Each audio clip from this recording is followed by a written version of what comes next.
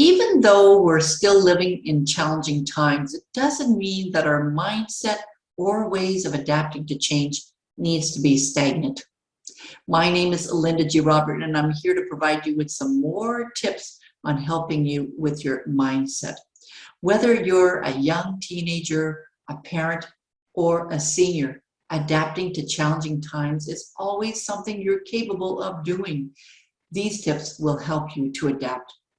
One of the things that I always encourage either my students or my clients to do is to continue to learn. Whether they're learning a language or they're learning to cook or they're learning to manage stress, the fact they are learning keeps their mind from the reality of life, maybe the reality of our times right now, and puts their attention on possibilities, things they can learn, things they can do with what they're learning. If you want to speak another language, for example, why not start with that? Start using that language in many different ways. Of course, there's so many different things to learn. It's definitely one way to help to manage challenging times. Another way to manage challenging times is by acknowledging that it's challenging and by taking a look at what you can do right now to manage it. Oftentimes, there's not a lot you can do right now to manage it, but to breathe, to accept the emotions that you're going through right now, or to talk about it.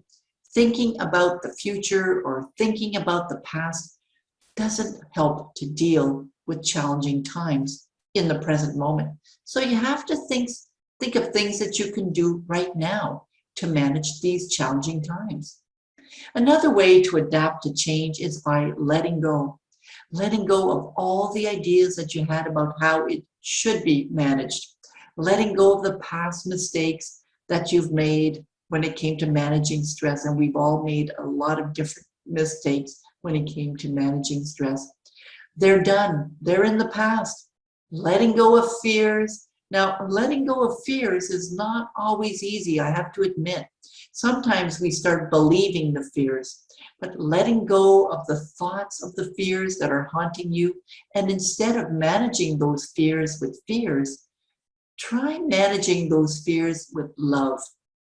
Accepting fears with a loving perspective, a kind perspective, a compassionate perspective can help you to adapt to change that could be a bit scary to you.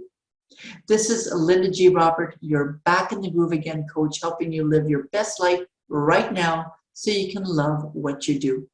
Bye now.